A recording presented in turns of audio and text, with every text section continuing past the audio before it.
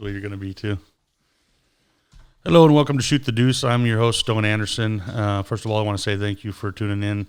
If you're on YouTube, make sure you subscribe and leave a comment, share with your friends, whatever. If you're on any of the platform, the podcast platforms, subscribe. And if you go to iTunes, please rate and leave a review. I'd sure appreciate it. And this is the second part of the bipolar disorder. I'm here with a guy that went through a pretty, lack of a better term, crazy story that he had. And he's a pretty good craftsman, woodworker and carpenter. And Tracy, thank you for agreeing to come on with me and tell me about your story there. So how old were you?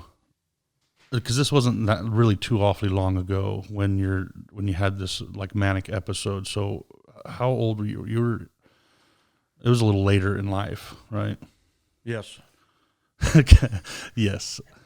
So like, because I talked with Jane in the last episode about her bipolar depression, and she kind of felt it, through high school and getting into college. So I know you're over there like giggling at me, but I do appreciate you coming on here. I've been given a bad time about saying I'm going to talk about bipolar disorder by just saying yes and no answers. Right? It's either a yes or a no. Before you had your episode, I guess that's what we're going to call it, your episode. Did you know you were kind of having some issues? No, it was like the furthest thing from my mind. I did have some depression issues because I'd moved from the lower climate of Arizona to the Pacific Northwest. And I found that I had seasonal affective disorder. So in the wintertime, I was feeling pretty down, kind of like an angry bear that wasn't getting enough sleep in the wintertime. I think that's pretty common with bipolar disorder, actually, because I know, like with Jane, she said she has, it kind of goes through seasons. So like during the wintertime, it gets a lot worse where she gets a lot more depressed or something. But up until that point, I really hadn't had any depressive issues. And, I went on some antidepressants and seemed to be stabilized from that. How long did you do that? Since about the year 2000. And so to answer your previous question, I'd have to count back, but about 5 years ago, so about age 53 is when I had my major manic episode that kind of was like throwing a turd bomb right in the middle of my life. Yeah, I mean, I can imagine. I mean, I already kind of know the story. I don't know every part of it, but just little pieces here and there.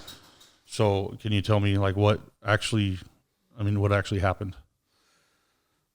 Well, what's really strange about it is at the time, I didn't think I was really having any issues. I was the furthest thing from my mind, although everybody around me could see it. I thought everything was just peachy keen and hunky dory, but one day I packed up all of my stuff from my office at work, went home. Was threatening to my wife, abusive to her, physically abusive. She called the police to try to get help, and of course they found out that I had been threatening and physically abusive, and toted me off to jail from a hotel room. And of course I refused to even put my clothes on, so they walked me right out naked. Oh, screaming and yelling at them. See, I didn't even know that's exactly what happened, but like before that, I know you were kind of had your mind focused on some kind of a story that you were like really set on, that you were trying to figure out all the details of. What was that? It was kind of an interesting thing, and it was actually about the Saddle Ridge Horde. I had read about it in a paper where this couple over in Sacramento had found a bunch of gold coins on their property, and was pretty interesting because they were in almost pristine, perfect condition. So it was like an unusual thing, and it didn't match up with any of the like mint robberies or anything. But I happened to be in Arlington at a soldier's funeral, who by the name of Isaiah Mays, who was a former slave, and he had been on a payroll brigade in Arizona when the payroll brigade was robbed. He was shot and had been awarded at the time the Medal of Honor, although his story wound up being really a sad one, where he wound up becoming homeless, was put in the mental health hospital in Arizona, which basically was essentially no more than a prison back in the day for homeless people and people that were a little bit off, and that's where he died. And his somehow it was an outfit that researched those Medal of Honor recipients, and they found that after the hospital had burned down, all the records mostly were lost. Everything sat for about 80 or 90 years, and somehow they discovered that he was buried on the hospital grounds. Found his grave, had his remains exhumed, and then I was there when they told his story at Arlington National Cemetery in 2009, and they spoke of this payroll brigade robbery, which equaled almost exactly the amount of coinage that had been stolen in the payroll brigade robbery is being found in this this by these folks in Sacramento at this what they call the Saddle Ridge Hoard. So I was you get a little bit closer to the microphone. It keeps kind of cutting out a little bit. I was interested in kind of researching that, and all of a sudden that was like my night and day focus. You know, I found out a bunch of interesting information on it, but in the meantime, that was about all I could talk about, sleep, eat, breathe. It was just kind of a weird. Now, didn't you even at one point try and get a hold of like the FBI and tell them all the stuff that you had found? And oh yeah, did you actually get a hold? Did you call them? I did. And did they like take you seriously, or were they just like? No, they didn't. You know, they just took the report or whatever. But as they do, in any, I mean, basically just kind of shook their head. Yeah. In any event, I actually have a pretty good argument for why I think that's still there, but I haven't really focused on it that much since I had my episode. So back then, you were like, you didn't like sleep much either or anything, did you? No, it seems like before my real manic episode where I wound up arrested and getting thrown in jail, I don't remember sleeping for about the last week almost. Oh. I mean, a lot of that point I don't remember. It almost seemed like a white blur, where time was like kind of almost standing still, and a lot of the memories are very, very foggy. Was it like you were on some kind of like a wild drug or something, like where you just you kind of vaguely remember but you don't? Or no, it just seemed like I had like a lot of energy, but I didn't think anything was wrong at the time. Right. So you got arrested naked, and then you went to the jail. Oh, the dogs are messing with the camera there, but that's okay. So you got to the jail, then you ended up having to go to court. And what happened there with the judge? What did they tell you? It seemed like they had been asking me what my name was all throughout, just leading up to the court hearing. And I had been, I think it was like a Friday when I got arrested, so I had to wait till Monday, which was a pretty long time when you're bouncing off the walls like that. But in any event, as soon as the judge addressed me, I can't remember what happened, but I basically wound up getting drug out of the courtroom, choked out. My attorney says that I had lunged at the police in the court, the custody officers in the court, and they wound up dragging me out in front of my kids and wife, and once they got me around the corner, they essentially put the chokehold on me and choked me out into unconsciousness. And from the part that I heard, you were actually like growling and barking at the judge. Yeah, apparently I was pretty out of control. I don't really remember that other than getting choked out, and them, once they had me under control, throwing the cuffs and the leg irons on, really, really tight. It seems like the most memories that I have of those points in time while I was in jail was the pain part. Right. So how was your time actually when you were spent in jail? At that point, they were trying to figure out what to do with me. They attempted to put me in a cell with another inmate, which didn't go very well. It was like the middle of the night when they put me in there, and of course I wasn't sleeping. I was bouncing off the walls pretty much, and the inmate was ready to, murder me. So they changed me to another cell. Originally they were kind of holding me near the intake. So there was like where they process you. Yeah, but there, it's really not too accommodating. And in any event, they had covered my window because I was bugging them through the window apparently, and so I couldn't see anything.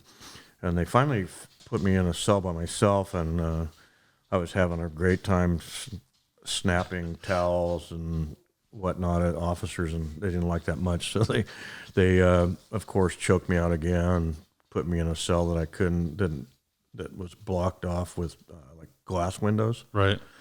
So that I couldn't snap towels at anybody. Not that I was trying to hurt them or whatever. I was kind of having fun and thinking they were laughing, but right, they weren't too appreciative of it.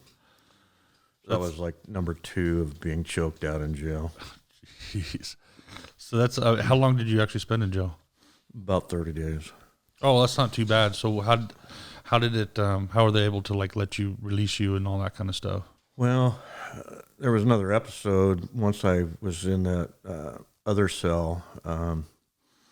They had given me a book of the rules, but when they moved me from one to the other, I lost them, so I hadn't got a chance to read them. So one of the rules is you don't cover your windows. So of course, the very first thing I did was find a way. There's some newspapers laying around outside on the thing and outside on the walkway, and I had an inmate that was walking by, slide the newspapers through and cover my windows. And the next thing I know, these guys were getting ready to come through the cell, and I was hollering and screaming at them, and the correction officers were coming through the door, and I was ready to fight, and they popped the door open, shot me with a taser, bounced on me with a bunch of shields, and broke 5 of my ribs, choked me out one more time, and carried me hogtied to solitary for about 2 weeks. Dang.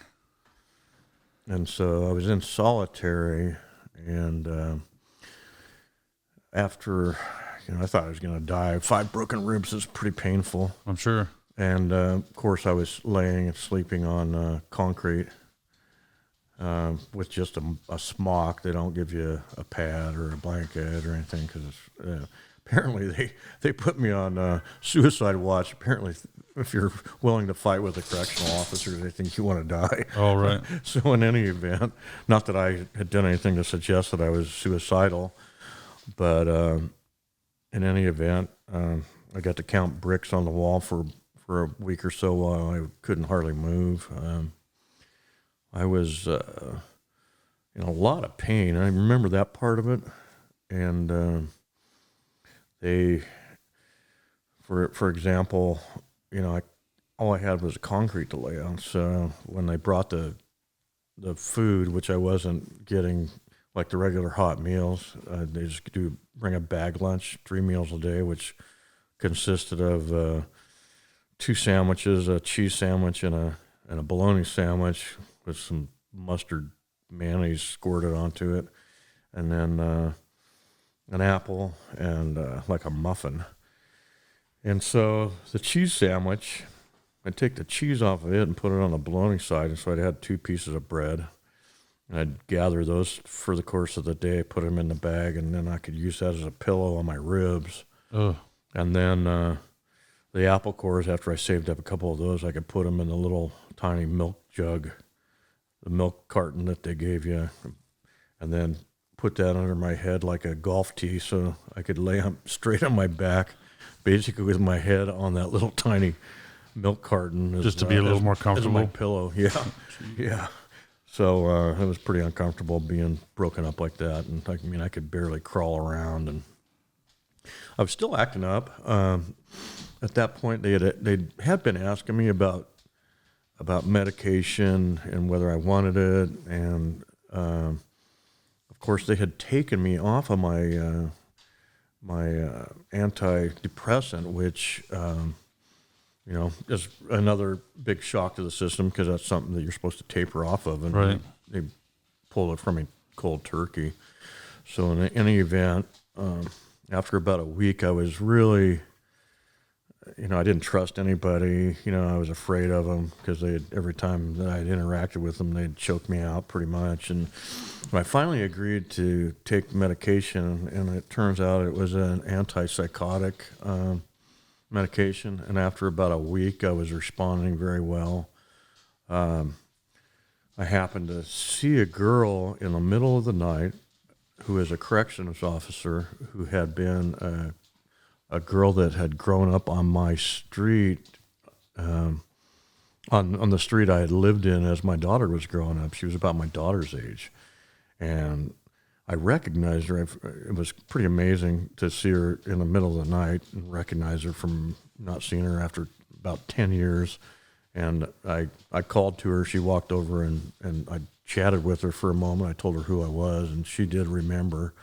And she had heard about me being quite the handful from the rest of the correctional officers, and she got in touch with my daughter, who kind of facilitated recognizing that I wasn't just some crazy criminal that came in there, and then I was like a normal guy that, had just gone off the rails. And Right. so they kind of got the ball rolling to recognize that it was more of a mental health issue than a criminal issue. And so I had begun responding favorably to the antipsychotics. I had been monitored a couple of times during that period by a mental health expert because they were deciding whether or not they were going to send me for further evaluation. Would have put me in a mental health institution for about 90 days, which I don't know, about you, but 90 days in something like that right out of the blue would be pretty devastating. Yeah. To anyone financially. I mean, you're not all of a sudden you're not earning a living. So thankfully I was recognized that it was a mental health issue, and another week or so, I had another hearing in front of the judge, and I was granted bail finally. And then you got out, and did you have to do, what did you have to do after you got out? Like, as far as, did you have to see a therapist? I was and all that on. stuff, The charges are fairly serious. There were 3 felonies involved. A couple of assault felonies and one threat felony, or one assault felony, one threat felony, and one domestic violence misdemeanor. But in any event, it took about 6 or 7 months to work its way through the court system. It kept going and changing the trial date. Of course, we pled not guilty. I wound up with a great public defender that thankfully recognized the issue, was pretty adamant that even though the prosecutor was very against going because one of the assault charges was against the correction officers. No one was hurt. I didn't hurt any of them. I, basically moved towards them, and in any event, nobody got hurt, thankfully. And so the prosecutor left it up to the corrections officer to whether or not he wanted to follow up with the felony charges, and he declined. So I was able to, at the end of this, plead guilty to 3 misdemeanor charges, thankfully. And at that point, the sentence was suspended, was 1 year for everything, suspended to days time served.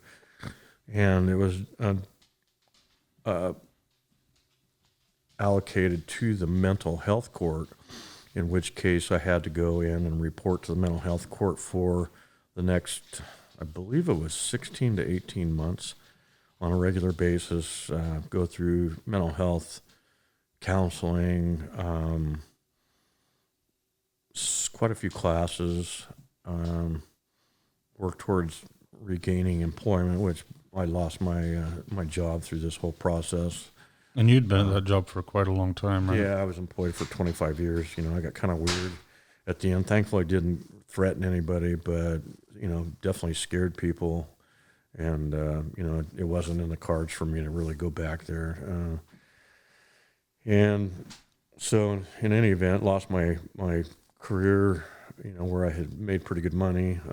Of course, having bipolar issues, a lot of the symptom is, spending money haphazardly, and I hadn't done a terrible job of that, but looking back, I could have done a better job. I know this one guy that buys all this sound equipment, and, he needs to probably get checked out. He just can't keep $1 in his pocket. Oh, man. He gets money in his pocket, goes on these cruises and vacations, doesn't have 2 nickels to rub together after it all. Yeah, you're talking about me. It's funny. Yeah. Well, I figure, when you start making a little bit more money, you kind of do some of the things that you wouldn't normally do. And, I've had fun. We've had fun. And I know you had your fun when you were making pretty good money too. You used to go out and do some pretty. Yeah. Scarily, I was into firearms, and I had quite a few firearms at a time. And yeah, well, it's a good thing nothing happened there with that. So then making threats that involve firearms. Yeah. Thankfully, I never pulled anything out of the safe and did anything stupid. And the problem is I may not have remembered it had I done it. And that's right. Kind of the scary part of this whole thing. There's probably bits and pieces of that whole story that you probably don't even remember at all. No, not at all. And there's, what I've learned from it is it's fairly unusual to be diagnosed as having these issues so late in life. Right. Or to have such a major episode so late in life. It's generally, 18 to 30-ish is kind of the range where it's more common. Although I found out after I was released from jail that my brother had the same issue about 4 or 5 years prior to me, and he was about 8 years older than me, and unfortunately since all that happened, he wasn't taking care of himself. I've been really good and really careful through all the support with family that I've been taking care of myself very well. But my brother, unfortunately, he didn't take care of himself, and he wound up taking his own life in July of 2015. Yeah, I remember when that happened, and you told us all. And he was kind of more on the depressive side of things, wasn't he? Yeah, and he was also had been diagnosed as having some schizophrenia issues in addition to the bipolar issues. His family had him committed involuntarily about 3 weeks before he took his own life. They had orders of protection against him. He was just that far out there. And in any event, he was doing about everything wrong. He was drinking, taking some heavy prescription tranquilizers, on steroids, illegal steroids, and just not, like I said, getting getting the proper mental health care and taking the medication that he should have been taking. And, I wound up just having too many issues that he couldn't live and took his own life. Yeah, and Shannon's, she has a cousin that was more on the Manic side too, and she does some pretty outrageous stuff too. And it's hard to tell people that are bipolar, because I know I've met your brother, and when he came over for the 4th of July stuff, and you really couldn't tell that he was having any kind of issues then. And how long did he, before that happened, how long before that was he diagnosed, or did he know that he was having issues? I think probably at least a couple years before that, although, like for me, I can look back on my life and recognize a lot of the things that are warning signs or make more sense now, some difficulty with marriage and some of those kinds of things. He exhibited those signs and was definitely really, had such emotional swings quite a lot, pretty much throughout his life. His were pretty big swings though, weren't they? Yeah, where he'd be really excited about something and then really down and, thinking that the end was near, kind of thing. And apparently he exhibited some suicidal issues prior to that. But in any event, he never could get the help he needed, or refused to actually follow through with it, which is unfortunate, because I've got to say that as much as you may not like taking the medication, because it does do some odd things to you, it is for the best. And, you can get through kind of the worst parts of the medication issues if you just stick with it. Right. And, because it's something that's got to stay in your system. Yeah. And then, know that you don't want to put your family through that anymore. And that's kind of my main issue, is that, I recognize how hard it was for everyone. And, so of course, for me, I don't want to put anybody through that again. I was just, more for them than for me, because they stuck with me through all that crazy. Yeah. You get a lot of people that care about you, and then, having that support. And that was another thing that I was going to talk about in my next episode, is the support system that you kind of have to have in place. Because if you didn't have any support, you probably wouldn't have cared enough to even get some help or anything, huh? Yeah. And I was very fortunate that, through a couple things, one, I can't really talk about, my employer was, treating me well, and that's all I can say about that. Right. I was extremely fortunate that I had a disability policy that I had paid for that covered some mental health issues for a short period of time, because even once I got through the guilty plea and getting through the mental health court thing, I was in such a deep depression for about 2 years. I couldn't hardly get out of bed, and I didn't. Right. So thankfully I had that to fall back on, because I could definitely see how easy it would be to become homeless if you don't have income. Right. So I am one of the very, very, very luckiest of mental health case issues that happen to have, the financial means to fall back on. Right. Because otherwise I easily could have lost my home, pretty much anything I'd worked for my whole life, and, be one of the homeless statistics, or one of the people that wind up in the jail system, in the criminal justice system, because they just can't get out. I imagine that could probably change someone's whole perspective on the whole homeless thing, because, even in my mind, sometimes I see homeless people and I'm like, well, why don't you just get a job? People are hiring everywhere. But then you think about all the other issues that they might be going through. They might have had a really good job, and, they might have had some mental illness, and then, things are all of a sudden gone, and what are you going to do, especially if you don't have any family or friends to help you out? Oh yeah, and I had been contributing member of society. I worked at that same profession for, or at least that same employer for 25 years. I'd become general manager of the place. Was making great money. Did things in the community. Really, I hadn't had any criminal issues. Shoot, the last traffic ticket I got was probably 15 years prior, maybe. Right.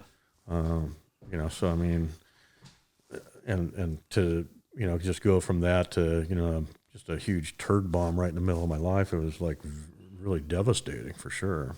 Yeah, especially the age you were, and you have all this stuff built up in your life, like your home and your, everything else. A career that I really loved, and got paid well for, and all the people that you've known being in a employment situation for that long, all of a sudden, you basically have no social.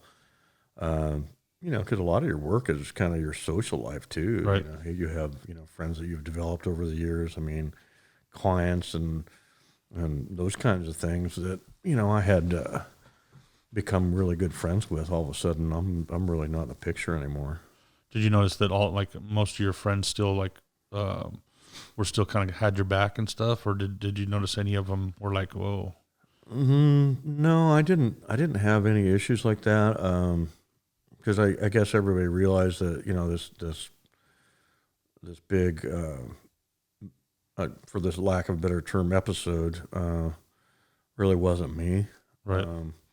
So everybody's kind of there for me. So that was really nice. So that episode thing kind of lasted the better part of probably, I'd say 6 months or so, and then after you got all done with that and you got all depressed for a while, what brought you out of that depression finally? I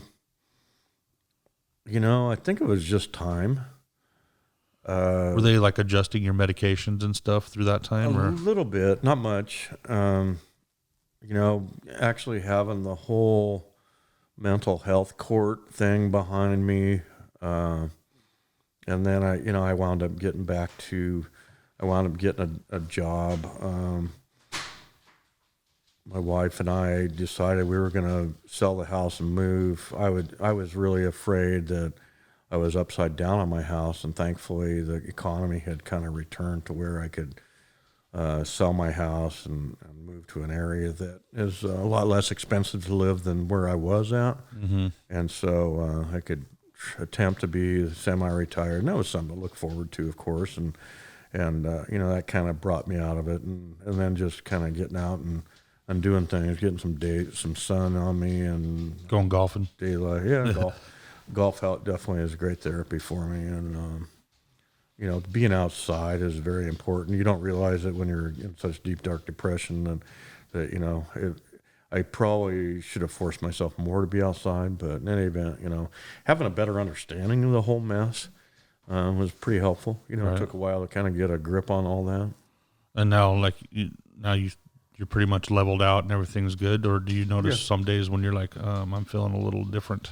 No, I don't. And like I said, when you're on the kind of the receiving end of this whole mood disorder, it's very hard to tell that anything's wrong.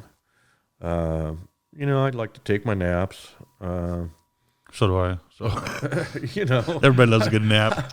I've been kind of a napper my whole life, but I enjoy them a lot more now. If I can have one every day, I'm really happy. Right. But I look forward to playing golf. I've been working. I've been doing a lot more physical work now than I did. I was in the building trades when I was a young whippersnapper, and then worked in an office for quite a number of years. So it feels good to be back out and using my old decrepit body and hurting a little bit from actually feeling alive from moving. Yeah, actually from moving around a little bit. So all those things kind of combined, it seems like I've been a lot happier, and don't feel like I have really any depressive issues. If anything, I tended to be more on the manic side in any event.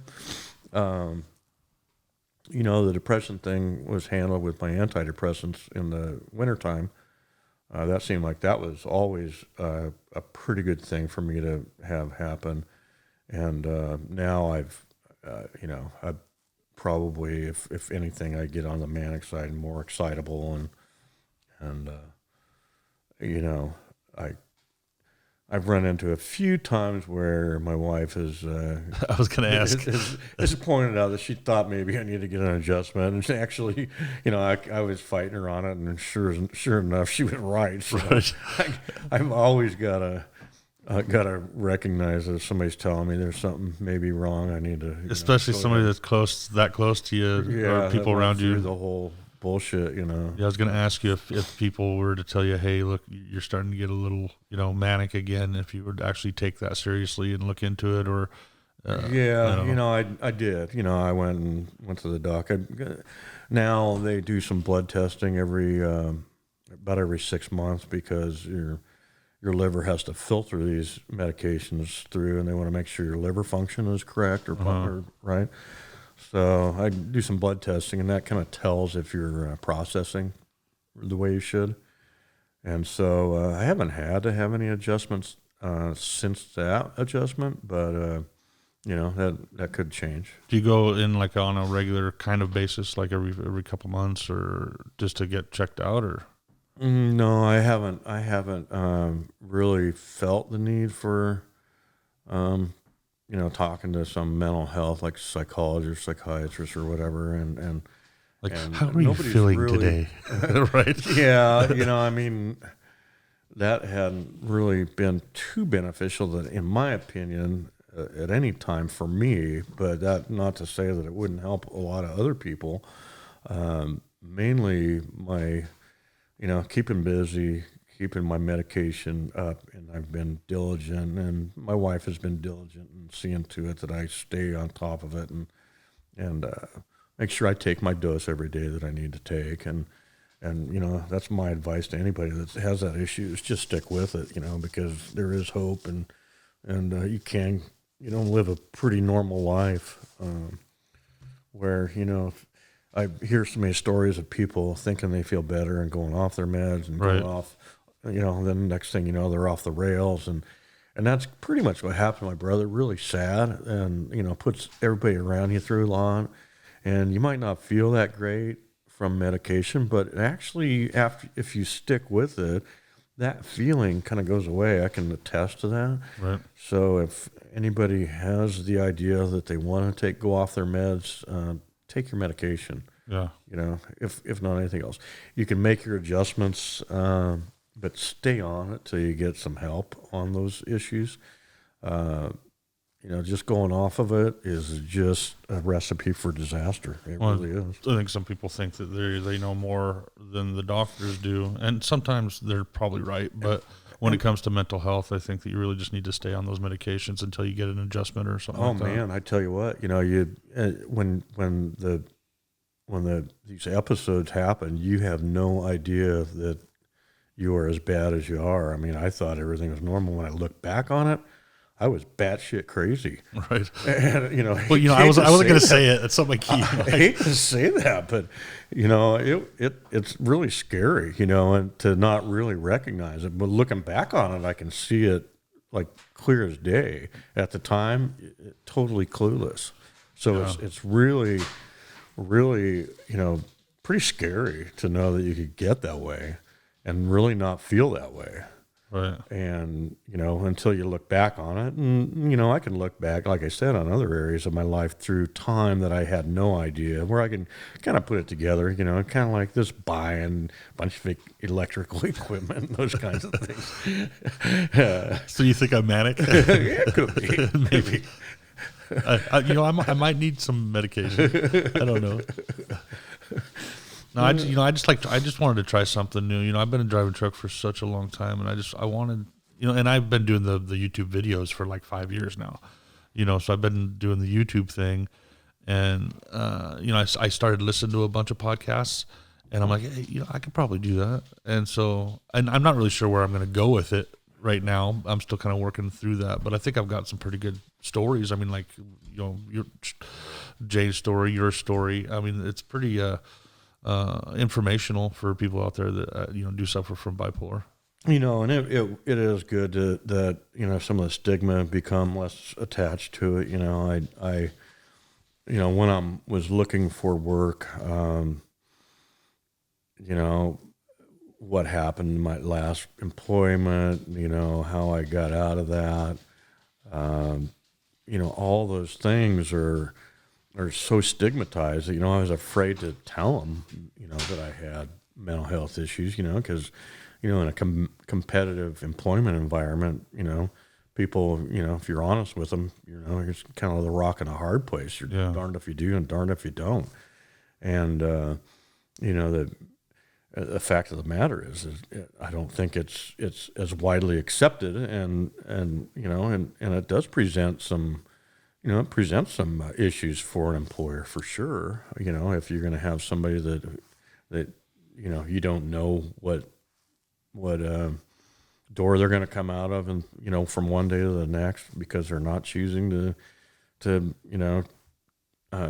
undergo the proper treatment, or take their meds on time, all that kind of yeah, stuff. or maybe they've become violent, or or threatening, or just any number of the things that can come up with that. Not that the majority of mental health issues are violence and threatening, but that can happen, and there's some potential liability for an employer for sure. And so unfortunately, there's a stigma attached to it that, I don't think the world has quite come to terms with. I think that if there was probably more admission that more people have issues like that, more mood disorders and those kinds of things, which is what I've learned. Bipolar is a mood disorder, and there's just a litany of different types of those kinds of things. Right. That if there's more research, more treatment options, available to people, I think that it could be a lot more mainstream, that people don't have issues with employment, and people aren't living on the streets or in the justice or the criminal justice system, because they they're homeless and now they've got to, or taking their own lives, or all those kinds of things, and I can't help but think that people that some of these mass shootings, that other than the hate ones, are just somebody that woke up and just didn't understand what was going on, and just acted and didn't have any idea what they were doing, and might not even remember what they did. And I think people are like really blinded by stuff, and they just don't have the understanding of, like, if they don't have an issue, then they think other people shouldn't have issues. And I think a lot of stuff is misdiagnosed too, or not diagnosed at all. If you feel like you're having a problem, or somebody say, hey, I think you need to go see a doctor, and some people just don't go, and then things happen. It's rough, and there's a lot of it. Yeah, and it's really hard, and the fact that some people might even use it as a way to abuse others, is hey, you're crazy or whatever, and maybe you should get your head examined. Well, it's really not all that funny, and people don't probably accept the fact that, hey, I've got a problem, because you don't see it when it's happening to you. You absolutely don't see it yourself. Right. That's probably you. Well, we probably got to get going here, but I'm really glad that you came on and shared your story, and I think it'll be really informational for the listeners. And hopefully, if they are having issues like that, they can go get some help. Or if you're somebody that sees someone that's acting a little out of the ordinary, or just different than what their norm is, maybe have a chat with them and see if you can get them some help or something like that. Yeah, and if somebody is approaching you that you think that they think that you might have issues, please listen to them. If it's a trusted loved one, they're probably not fooling with you. And if you get some help, you'll actually be able to see that you had some issues there, and get those taken care of before things escalate to the point where like for me, I was fortunate that I came out on the other side the way I did. It could have been a lot worse, but it also was devastating to my life situation at the time too. So if you can head that off at the pass and get in front of it, you're going to be way ahead of the game. Yeah.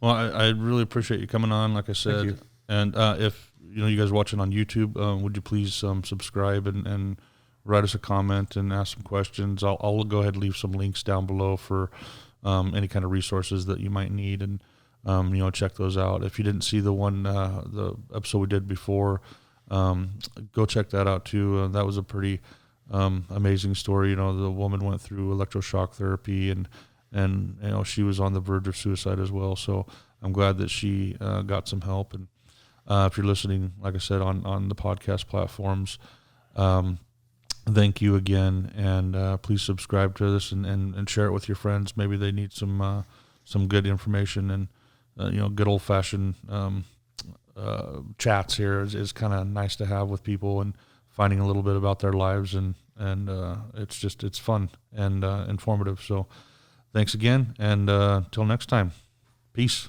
Take your meds.